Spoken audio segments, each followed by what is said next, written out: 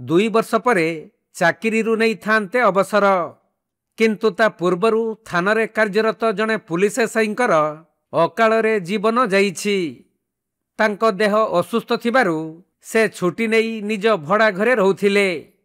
आउ बाथरूम को जिबा समय रे हठात तळे पड़ी जिबारु संगे संगे तांको उद्धार करी सहकर्मी माने कमरदा गोष्ठी स्वास्थ्य केन्द्र रे भर्ती करिथिले। परे चिकित्साधीन अवस्था तांकर मृत्यु होइथिबा बेले मृत पुलिस एसआई जनक हेउछंती लालमोहन सिंह। से बालेश्वर जिला भोगराई ब्लॉक कमरदा थाना रे कार्यरत रहिथिले।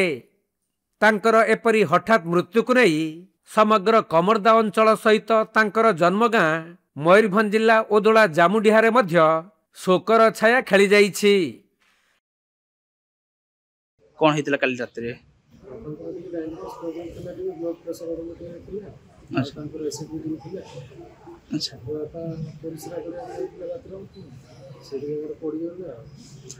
केते वर्ष लानी कार्यरत थिले से?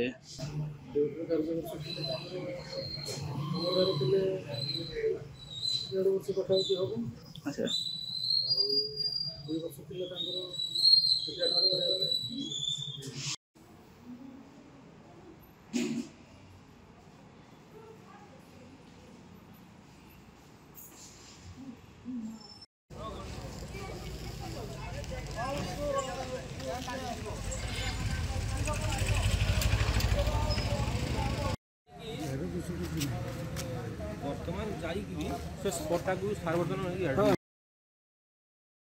बालेश्वर जिला भोगराई चंदन कुमार दास रिपोर्ट कोणार्क लाइव।